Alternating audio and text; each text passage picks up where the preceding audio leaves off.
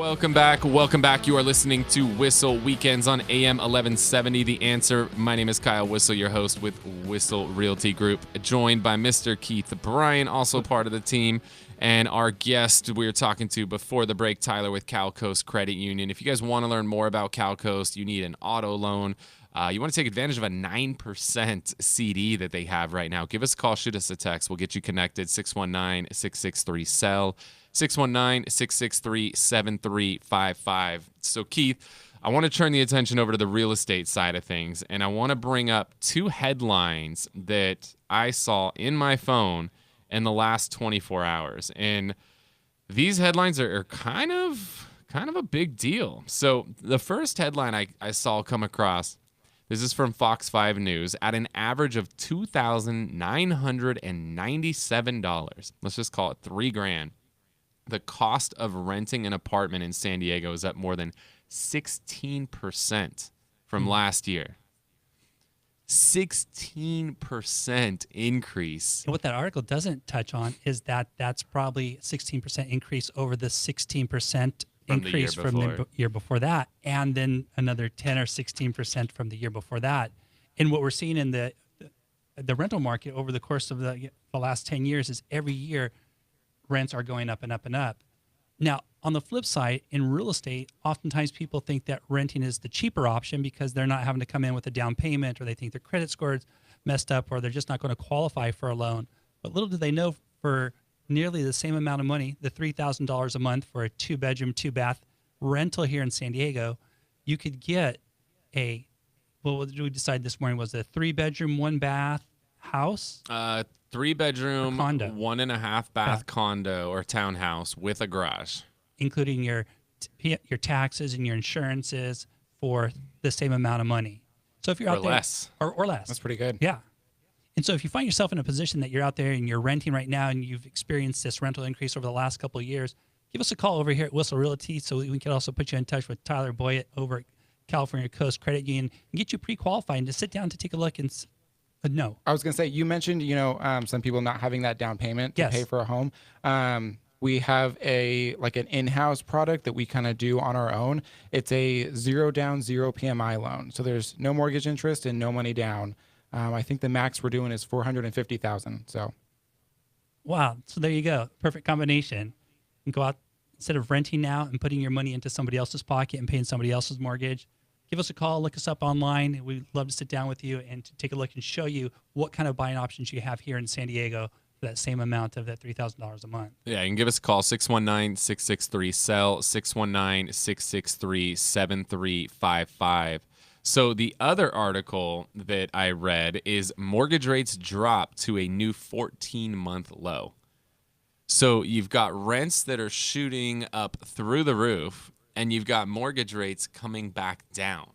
And so if you're listening to the show right now and you're renting, unless you're in some weird sweetheart situation, that your rent went up in the last year, and it probably went up 2 years ago, and it probably went up 3 years ago, and it probably went up 4 years ago. I mean, the cost to rent's insane. Like, we record the show here near UTC. I used to rent an apartment across the street at Costa Verde, and I was paying $900 a month. That same place now is almost $3,000 a month. Unreal. You know what's crazy is, guess what happens if I bought a home back when I used to live at Costa Verde? You'd still be paying $900 a month today. And my mortgage was $900 a month then. Guess what my mortgage would be today?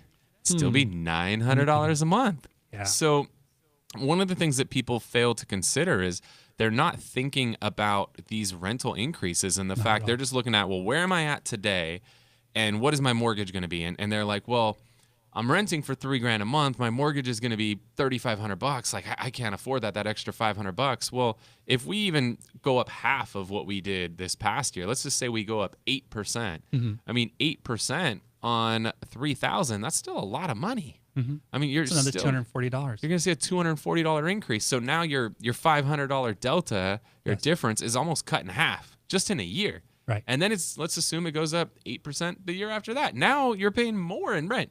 So even though it might be a tiny bit of a stretch today, in 2 years from now, you're actually going to probably be better off than you were, in the first place. Absolutely. And then the other thing that I think people fail to consider a lot of times is the fact there's actually some tax incentives to own a home, right? Yes. If you're renting, now you might be able to finagle something and claim like part of your house as a home office and write a little something off, but you're not getting the write-offs that you're getting when you own a property. Absolutely. In addition to getting the write-offs too, every year you're paying down towards the principal on your mortgage, and that's a form of forced savings. So you have that locked-in payment every month. You don't have that rate increase that you have in a rental. You have that forced savings. You have the appreciation of your home. So over the 5, 10, 15 years, the amount of money that you paid out in renting, at the end of that time period, you have absolutely zero equity, no money in pocket at all. Whereas if you socked away that money for 5, 10 years, you're going to have several $100,000 in appreciation, pay down principal in your pocket. A great form of forced savings, and for the younger generations out there, for those that were born after 1995, we highly encourage you to give consideration to home ownership, because it's one of the best ways to start investing for your long-term future. I mean, it really is. It's just insane to think about, though. Like, think about that place you were renting before you bought, and think about, every time you get that rental increase notice, you're like, dang it. And here's what's funny is your landlord, when they give you that rental increase notice, now they're getting $3,000 a month from you, where last year they were getting $2,800 a month from you. And then next year they get $3,200 a month from you, $3,400. Their payment's not changing. No, it doesn't. The only thing that's changing is their cash flow. Absolutely. And their cash flow is changing in a positive direction. I mean, I hit my property manager up, and I feel like a jerk. Apparently, I'm not raising my rents enough, because 16%, I'm raising them like 10%.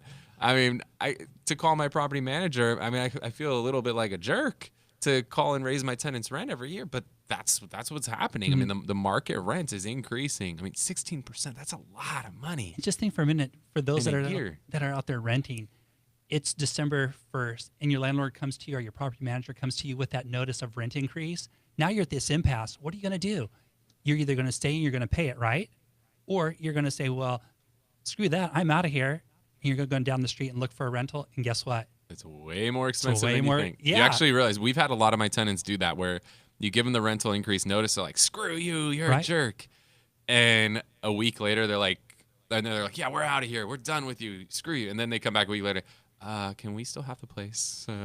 We're sorry. Like, because that's what they realize. They think that you're screwing them over, but your 10% increase was actually on the nice side relative to the 16% that the market's going up. And that's so crazy. I know. $3,000 a month.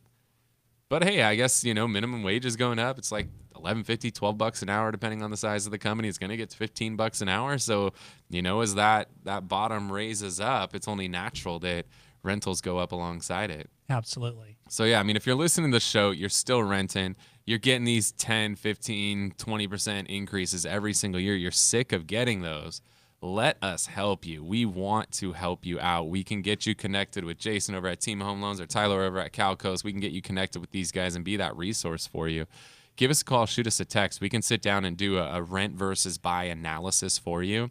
And we can look at, what are you paying in rent, and what could you afford if you were to go out there and buy, based on, a variety of factors. But more importantly, we a lot of times like to work backward, where you say, hey, this is the number that I'm comfortable paying on a monthly basis. And then we can work backwards to figure out what is that price point that we should be targeting. And then once we nail that down, now we can go show you some homes that fit that price point that you need to target to match your budget. And everything is beautiful. Absolutely. So we'd love the opportunity to help you with that. Again, give us a call, shoot us a text, 619-663-SELL, 619-663-7355. What else is going on in the market, Keith? Well, let's take a look. Number of home sales that are slightly up. The number of homes that are going up for sale are also increasing. So I think it's a great time for those that are out there who are looking to buy a home at this time. Inventory has increased, a few more options out there for our buyers, for our sellers that are on the market. It's a great time with interest rates still low. It's incentivizing to the buyers to want to go out there and write real strong offers on home sales. So I think the market right now, and then with the lower interest rates and some of these no money down loans that are available for whether you're a first-time buyer or if you're looking for investment property, it's a great time to sit down with one of the professionals over at Whissel Realty and to go through that business plan. Like, Kyle, you're talking about doing the rent buy versus comparison. And right away, I think of how the agents over at Whissel Realty, they go above and beyond your typical agent who sits down and says, well, here's this website, take a look, find a house, and then when you find a house, give me a call and we'll go and show you the house. And that's kind of like the extent of their involvement. But what you're talking about really here is people sitting down with a qualified agent and actually looking at their finances with a lender and coming up with a business plan and a financial strategy, not only just to help them solve their immediate housing needs, but also to help them build a financial plan using real estate for an investment for building long-term financial wealth within their homes. I love it. I love it. So if you're listening to the show again, you want to get connected, I'd love to set you up with Keith. Give us a call. Shoot us a text, 619-663-SELL, 619-663-7355. Let's take advantage of the opportunity that's out there right now. You know, and you mentioned inventory going up. The inventory is going up a lot steeper when it comes to the higher end homes. So there's kind of this little opportunity where if you've got, you know, a cookie cutter home, 500, 600, 700,000, you can sell that. And when you move up to that $1 million+ home, there's so many options that are out there for you. So it's a really good opportunity to cash in on that. Give us a call, shoot us a text, 619-663-SELL. Want to thank you guys so much for tuning in to Whissel Weekends. We really appreciate the opportunity. Hopefully you guys got some value out of the show. Tyler, CalCoast, Keith, Whissel Realty Group, thank you guys so much for joining us. Pleasure. We'll talk to you guys next week.